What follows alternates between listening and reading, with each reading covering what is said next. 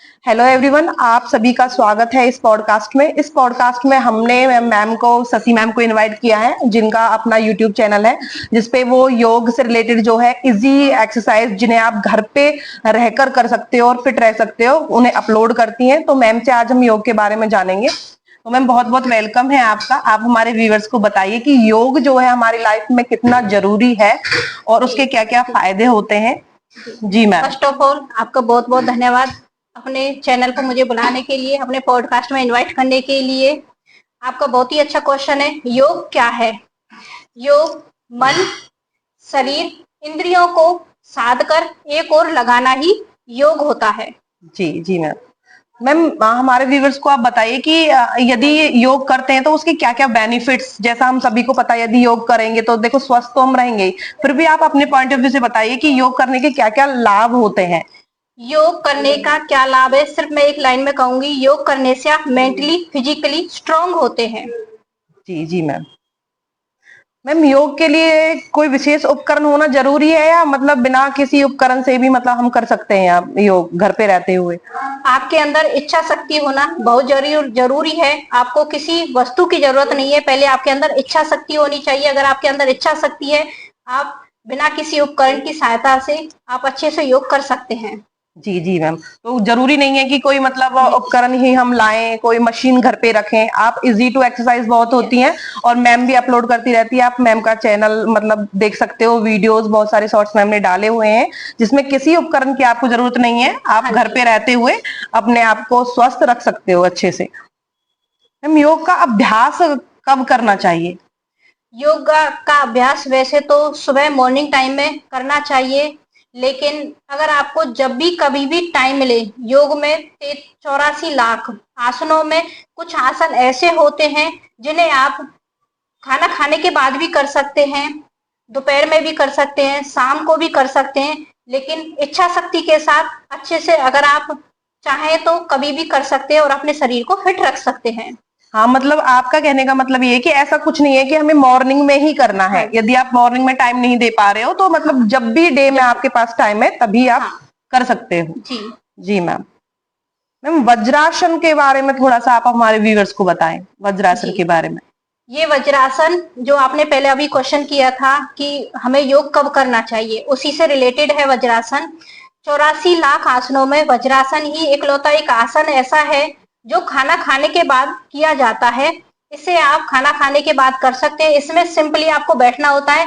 वज्रासन की पूरी वीडियो किस तरह से बैठना है, उसमें वज्रासन में क्या क्या उसके फायदे हैं, मेरे चैनल पे अच्छे से वहां पे शॉर्ट्स में वीडियो वहां पे अपलोड है। आप वहां पर जाकर आप देख सकते हैं। वज्रासन हमें हमारे पेट को स्ट्रॉन्ग करता है। खाना खाने के बाद वज्रासन करने से हमारा खाना अच्छे से डाइजेस्ट होता है। जो वॉक पर नहीं जा सकते हैं वो वज्रासन जरूर करें। जी जी मैम। मैम, योग में आसन क्या होता है? योग और आसन अलग हैं या एक ही हैं, ये आप हमारे व्यूअर्स को बताएं। जी, योग में आसन, आसन का अर्थ है मुद्रा।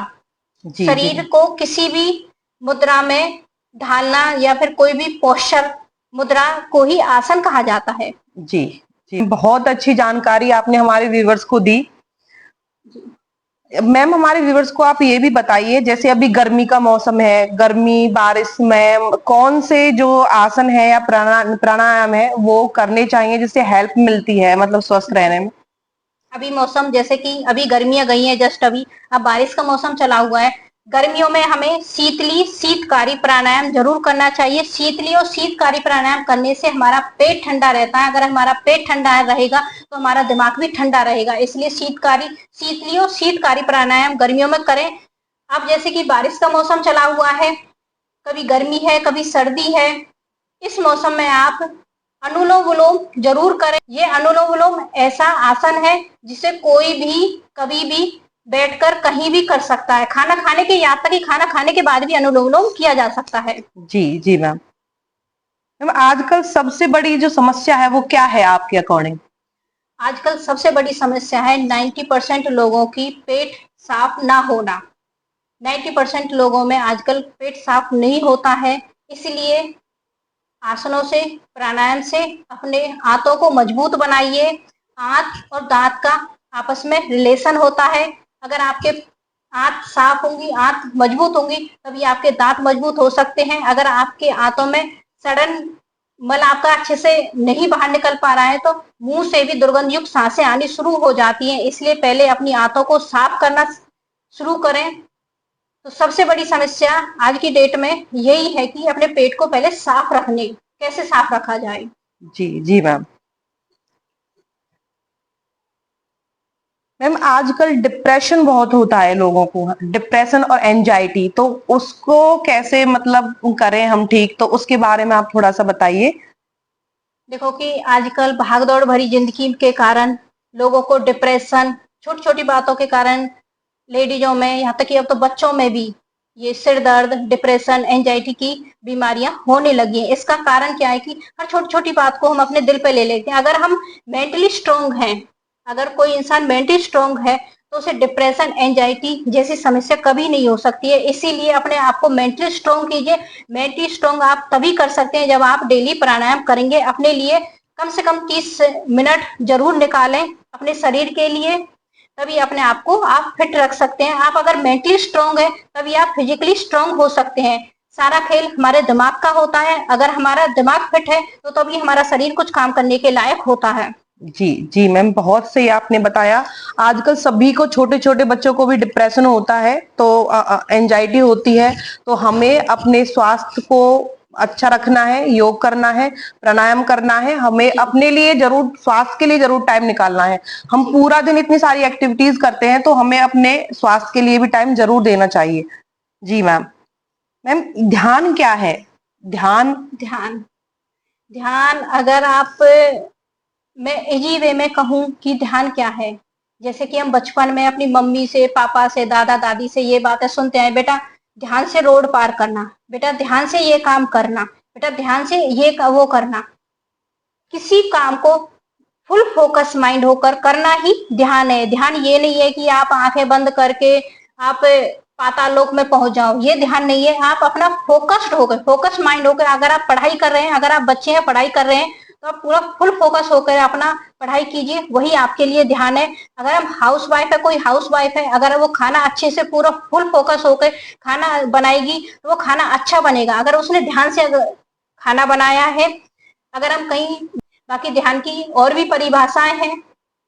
अपने आप को शून्य करना भी ध्यान होता है, लेकिन वो और लोगों के लिए है, लेकिन एक आम इंसान के लिए उसका काम ही फुल फोकस्ड होकर करना ही ध्यान है। जी। एंड मैम आजकल नींद की जो समस्या है वो बहुत है, तो नींद की समस्या जो होती है तो उसके लिए क्या करें जिससे नींद अच्छे से ले पाए हम? क्योंकि यदि हम नींद अच्छे से ले पाएंगे तो हम अपने और जो काम होते हैं, यदि हमारी नींद पूरी अच्छे से होगी तो उन्हें अच्छे से कर पाएंगे, और यदि हमारी नींद अच्छे से पूरी नहीं होती है तो कहीं ना कहीं हम अपना जो है 100% नहीं दे पाते जो भी हम अपना काम करते हैं। जी मैम। नींद ना आने का कारण है कि हम मेंटली स्ट्रांग नहीं होते हैं। अगर हम मेंटली स्ट्रांग हैं तो हमें नींद अच्छी आएगी। तो इसके लिए मैं आपको एक प्राणायाम बताती हूँ, इसे चंद्र भेदी प्राणायाम कहते हैं। इसमें आपको लेफ्ट नोस्ट्रिल से सांस अंदर लेनी होती है और राइट से छोड़नी होती है। यही क्रम अपना दोहराना है आपको। अगर आप सोने से पहले यही क्रम आप 5 मिनट दोहराते हैं तो आपको बहुत ही अच्छी गहरी नींद आएगी। चंद्र भेदी प्राणायाम का क्या लाभ होता है, ये हमारे शरीर को, दिमाग को शीतलता प्रदान करता है। अगर हमारा दिमाग, शरीर ठंडा रहेगा तो हमें नींद तभी आएगी, तभी हम सुकून से सो पाएंगे। जी मैम, थोड़ा सा इसे आप थोड़ा सा और अच्छे से हमारे व्यूवर्स को समझाएं। जैसे चंद्र भेदी इसका नाम है, तो मैंने सुना है चंद्र नाड़ी और सूर्य नाड़ी भी कुछ होती है, तो उसके बारे में भी थोड़ा सा हमारे व्यूवर्स को आप बताएं। चंद्र नाड़ी और सूर्य नाड़ी होती है। जो हमारा राइट नोस्ट्रिल होता है ये होता है हमारा सूर्य नाड़ी, और जो लेफ्ट होता है ये होता है हमारा चंद्र नाड़ी। सूर्य नाड़ी क्या होता है? सूर्य नाड़ी, जैसे अगर हमें खाना खाने के बाद हमें खाने पचाने के लिए हमें जठराग्नि की जरूरत पड़ती है, तो उस टाइम हमें अपनी चंद्र नाड़ी को एक्टिव करना होता है। या तो नेचुरल वो एक्टिव रहती है, ये हमारी नाड़ी दोनों, चंद्र और सूर्य नाड़ी हमारी 5-10 मिनट में आपस में बदलती रहती है। कभी कोई चली हुई है, कभी कोई चली हुई है। तो खाना पचाने के लिए हमें चाहिए, या फिर हमें कोई ज्यादा काम करना है तो हमें चंद्र नाड़ी को एक्टिव करना होता है। अगर हमें काल्म होकर शांति से कोई काम करना है, सोना है, तो हमारे चंद्र नाड़ी एक्टिव होनी चाहिए और सूर्य नाड़ी एक्टिव होनी चाहिए, तब हमें अगर कोई भी ज्यादा वर्क करना है और खाना पचाना है उसके लिए। जी जी मैम। एक चंद्र नाड़ी होती है शीतलता के लिए, सूर्य नाड़ी होती है एक्टिवनेस के लिए, गर्मी देने के लिए। मैम ये और बताइए हमारे व्यूवर्स को कि हम जो हमारी नस और नाड़ियां होती हैं उन्हें मजबूत कैसे कर सकते हैं योग के माध्यम से? जी, हमारे पूरे शरीर में 99.9% हमारा शरीर खुद से काम करता है। भगवान ने हमें जो ये शरीर दिया है 99.9% हमारा शरीर खुद से काम करता है, लेकिन 0.1% हमें करना होता है। जैसे कि हमारे अगर बाल बढ़ गए हैं, बालों की कटिंग करनी है, नेल्स बढ़ गए हैं, नेल्स को कट करना है, अगर कहीं पे कोई भी पेन हो रहा है उस पेन को हील करना है। तो जैसे कि नस नाड़ियों का क्या है, हमारे शरीर में नस नाड़ियों से ही हमारे अंदर ब्लॉकेज शुरू होती है। अगर हम स्ट्रेचिंग के द्वारा अपनी नस नाड़ियों को एक्टिव रखेंगे, कोई भी स्ट्रेचिंग करके बॉडी के अंदर, ये नहीं है कि आप कोई ज्यादा हार्ड वर्क करो, आप ताड़ासन करके भी अपने आप को स्ट्रेच कर सकते हो। और स्ट्रेचिंग से रिलेटेड मेरी चैनल पे बहुत सारी वीडियोज हैं, आप वहां जाकर देख सकते हैं। आपको फुल बॉडी स्ट्रेचिंग कैसे करनी है और अपने नस नाड़ियों को कैसे स्ट्रॉन्ग करना है। जी जी मैम, बहुत अच्छे से आपने बताया कि यदि नस नाड़ियों को हमें स्वस्थ रखना है तो हमें अपने बॉडी को स्ट्रेच करना है। और वो आप कैसे करोगे वो मैम के चैनल पे जाके आप देख सकते हो। मैम ने वीडियोस भी डाली हुई है, शॉर्ट्स में भी आपको बताया हुआ है। मैम जो बच्चे हॉस्टल में रहते हैं उनके लिए आप क्या कहना चाहेंगी? जो बच्चे आजकल मोस्टली बच्चे हॉस्टल में रहते हैं, बाहर पढ़ाई करते हैं, पेरेंट्स से दूर होते हैं, शास्त्रों में हरड़ को दूसरी माँ कहा गया है।